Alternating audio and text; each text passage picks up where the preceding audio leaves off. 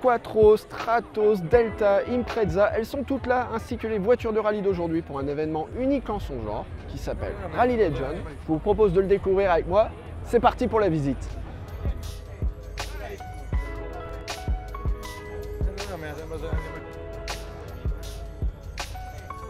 Salut à toutes, salut à tous et bienvenue sur autoplus.fr. Mon nom est Andy David et aujourd'hui je vous emmène dans la République de Saint-Marin, petit état enclavé au cœur de l'Italie, pour découvrir un des événements les plus fous et les plus marquants du rallye mondial. Alors on est en dehors du championnat du monde, on est tout à fait dans autre chose, c'est un vrai rendez-vous de passionnés. Ça s'appelle Rally Legend, ça a lieu tous les ans au mois d'octobre depuis plus de 20 ans. Et c'est un événement qui ne ressemble à rien d'autre parce qu'il mélange les voitures d'aujourd'hui, les stars d'aujourd'hui et les vedettes d'hier. Il y a plein de grands pilotes, il y a toutes les légendes de la discipline. Alors comme vous pouvez le voir, c'est ouvert au public, il y a tout le monde autour de moi et puis il y a les voitures qui sont garées devant nous. Alors Datsun, Golf GTI 16V 88 à peu près, Kenneth Ericsson à l'époque, Porsche 911, Stratos, Delta, Quattro. Il y a vraiment un plateau super hétéroclite, il y a même quelques voitures complètement oubliées. Il y a des Cinquecento Sporting qui couraient en Italie. Il y a 150-200 voitures qui sont présentes. Il y a aussi des pilotes extrêmement connus. En tout cas, c'est vraiment rempli là. Je regarde autour de moi. On est vendredi après-midi et c'est déjà plein de monde. Et surtout, c'est une ambiance vraiment unique parce que non seulement les voitures, on les voit ici au parc fermé arrêtées, mais on les découvre aussi en action sur des spéciales.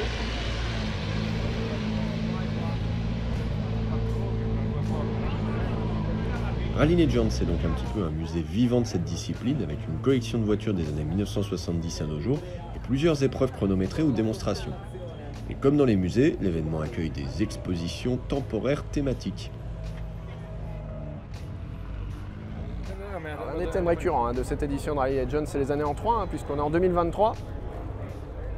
Et donc on fête notamment les 30 ans du titre de champion du monde de Juha Kankkunen au volant de la voiture qui est à côté de moi, c'est-à-dire la Toyota Celica GT4 ST185. À peu près 300 chevaux, 4 roues motrices, vraiment une voiture redoutable à l'époque. Juha Kankkunen est présent sur cette édition de Rally Legend. On va essayer de lui poser une petite question sur sa saison 1993. That was a good year. I mean, it was really good year. Lancia stopped rallying and I managed to get the place. C'était une vraiment bonne saison, vraiment très bonne. Lancia avait décidé de quitter le rallye l'année précédente et j'avais réussi à signer avec Toyota.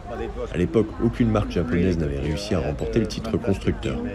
J'avais un super coéquipier avec Didier Auriol et nous avons réussi à presque tout gagner.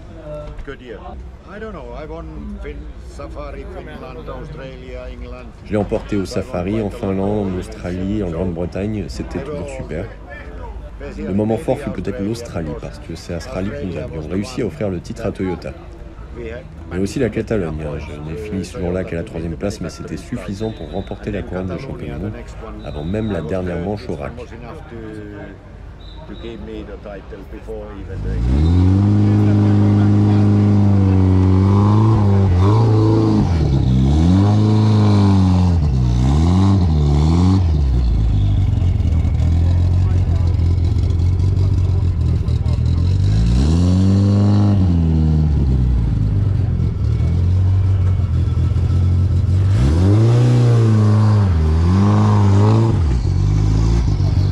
Peut-être, l'aventure de la Celica s'est terminée avec cette version, la ST205. Ça s'est mal fini. Pourquoi? Parce qu'en 1995, les pouvoirs sportifs avaient mis une bride à l'admission du turbo, ce qui permettait de réduire la puissance des moteurs. Et Toyota avait une interprétation assez spéciale du règlement. Il y avait un petit quick, un petit zigouigoui qui permettait de déplacer la bride pendant que la voiture roulait. Ce qui permettait, selon l'enquête de l'époque, de gagner 40 chevaux. Alors la petite affaire a été trouvée, c'était au rallye de Catalogne en 1995 sur la voiture d'Armin Schwarz. Et ça a valu au Toyota Team Europe un an de suspension en mondial des rallyes. Donc c'est aussi une voiture dont l'aventure s'est mal terminée entre guillemets.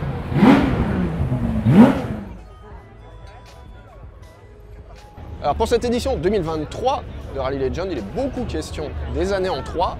La preuve derrière moi avec cette Lancia 037. qui a permis à la marque italienne de remporter le titre de champion du monde des constructeurs en 1983 avec Marco Allen, avec Jean-Claude Andruet, avec Attilio Bettega. Ceci est une propulsion, c'est d'ailleurs la dernière propulsion à avoir permis de remporter un titre constructeur. À l'époque, c'était le début du groupe B. Le groupe B, c'était une réglementation très libérale, on pouvait faire plein de choses. Une des particularités, c'est que la base de voiture de série, c'était la Lancia Beta Monte Carlo. On a tout changé, on a gardé le moteur en position centrale arrière, mais on l'a passé de transversal à longitudinal. Et on a rajouté un compresseur. Pourquoi pas un turbo? Parce qu'à l'époque, le turbo n'était pas encore super au point. On ne voulait pas un gros temps de réponse et rendre la vie plus difficile aux pilotes. Donc on avait opté pour un compresseur dont le déploiement de puissance et de couple était plus rapide. Et c'est une voiture qui, aujourd'hui encore, je la trouve absolument sublime. Alors ici, elle est en livrée Totip. Totip, c'était le PMU italien. Ce châssis-là, il était piloté par Michi Biasion, qui a notamment remporté le championnat d'Europe et le championnat d'Italie avec cette monture.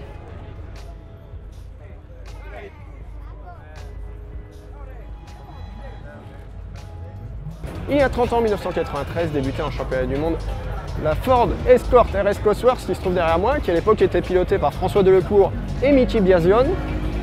Il y a deux pilotes, la même année, qui ont eu l'occasion de la conduire, cette voiture. Je pense par exemple à Mohamed bin Sulayem, l'actuel président de la Fédération internationale automobile, ou Carlos Menem Jr., qui était à l'époque le fils du président de l'Argentine, donc une voiture très politique. Voiture très politique aussi parce que Malcolm Wilson, qui l'a mise au point, est après devenu le grand chef de Ford en championnat du monde et qui encore aujourd'hui représente les intérêts de l'ovale bleu dans la discipline.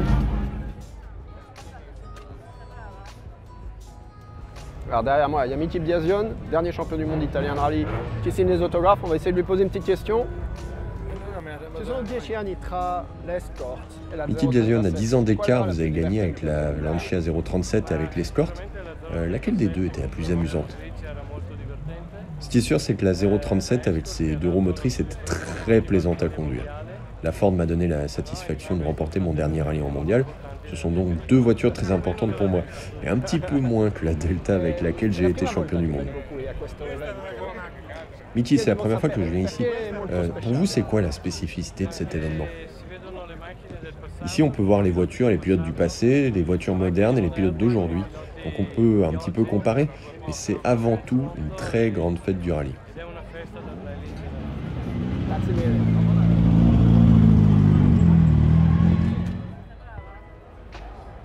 Alors à l'occasion de Rally Legend, on fête les 30 ans d'une autre icône du monde du rallye, à savoir la Subaru Impreza. Vous vous en souvenez peut-être, les débuts c'était au rallye de Finlande en 93 avec un podium directement de la part d'Ari Vatanen, qui finit deuxième après une grosse bataille avec Juha Kankkunen. Il se trouve qu'il y a David Richards ici, le patron de ProDrive, qui était le chef, le grand leader de ce programme. On lui a demandé si la voiture était efficace ou elle lui semblait vraiment pouvoir changer la face du rallye immédiatement. On s'est toujours douté qu'on allait faire un pas en avant. La Legacy qu'on avait avant était une voiture très honorable, mais elle était un petit peu massive. Nous avions beaucoup appris au cours des 3 saisons où nous avions couru avec. Tous les enseignements de ces années-là ont été utilisés sur l'Impreza qui a tout de suite marché. Quand vous entendez ce son si particulier, qu'est-ce qui vous vient à l'esprit? Le moteur boxer, il est tellement reconnaissable quand vous l'entendez arriver dans la forêt ou en descendant de la montagne. C'est vraiment un son extrêmement évocateur pour moi.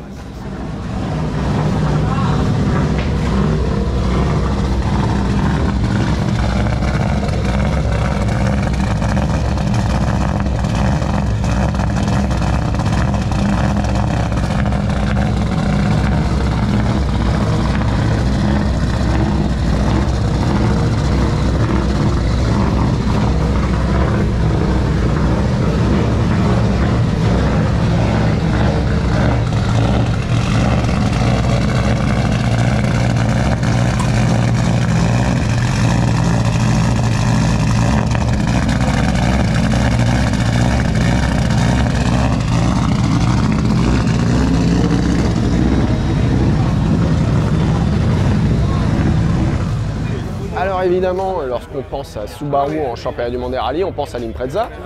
Mais la première Subaru qui a gagné en championnat du monde, c'est la Legacy. C'était avec Boyd McRae au rallye de Nouvelle-Zélande 93. Voici un exemplaire de cette Legacy Group A derrière moi. Et cette Legacy qui se trouve derrière moi, eh bien, elle est pilotée ce week-end par Ray Breen, le père de Craig. C'est l'occasion évidemment de se souvenir de ce grand talent du rallye mondial qui nous a quittés il y a quelques mois lors d'un accident, lors d'un test en Croatie. Alors, il y a une même derrière moi qui fait un peu de bruit. Je parlais de l'aspect très convivial de cet événement. Vous le pouvez le voir hein, derrière moi là, au petit bar, il y a les bières, les cafés, tout ce qu'il faut. Et puis d'un autre côté, là, on travaille sur la 131 à Barth. Donc c'est ça un peu le contraste. C'est vraiment un événement super pour ça, c'est que c'est hyper convivial, c'est hyper ouvert, c'est hyper mélangé. Il y en a pour les fans de toutes les époques, de tous les types de voitures, japonaises, italiennes, françaises, tout ce que vous voulez. C'est assez formidable. Et voilà, une autre BM de Saint-Marin qui s'installe derrière moi.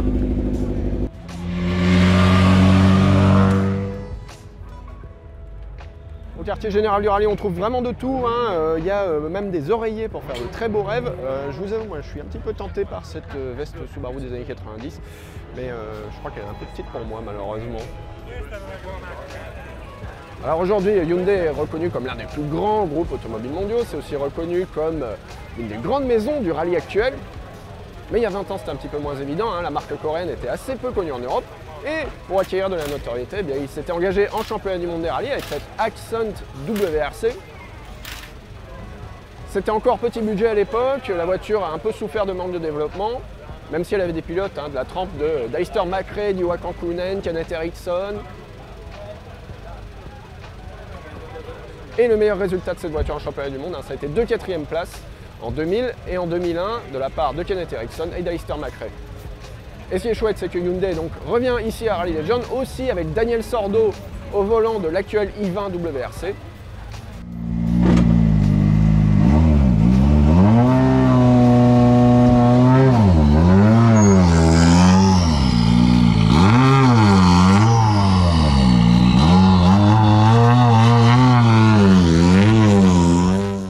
Alors me voilà dans la navette bus pour monter dans la première spéciale du jour, là-haut.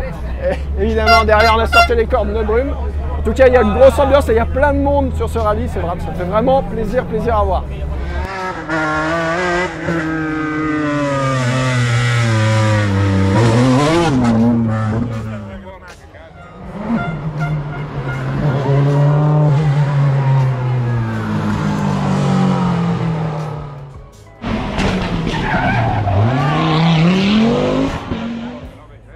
Comme toujours, les spéciales de nuit, c'est son et lumière.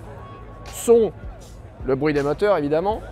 Lumière, c'est notamment les échappements. Là, on vient de voir une Audi Quattro passer groupe B. Je peux vous dire qu'il y avait 50 cm de flamme et tout le monde a fait waouh!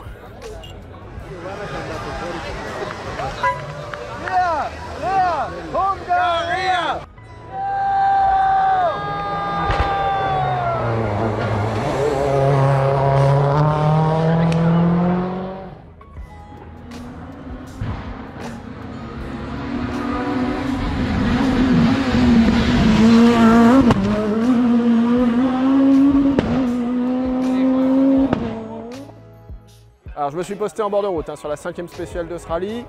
On attend les voitures, il y a déjà une grosse ambiance, il y a concert de pétards, concert de tronçonneuses.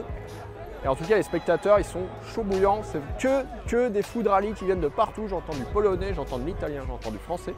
C'est assez extraordinaire, il y a vraiment des gens qui viennent de partout en Europe. Alors comme toujours quand vous allez voir un rallye, il faut des chaussures qui craignent pas trop, à boire, à manger, éventuellement la petite chaise de pêcheur qui va bien.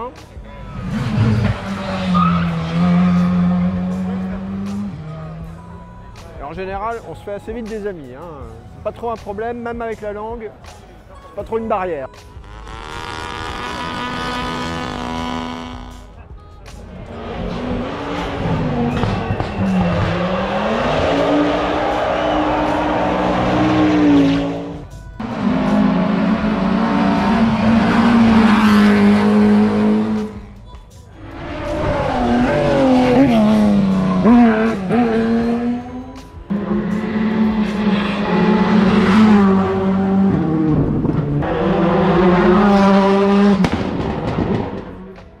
Voilà, j'espère que ce petit aperçu de ce qu'est Rally Legend vous a intéressé. On peut s'en parler dans les commentaires ci-dessous.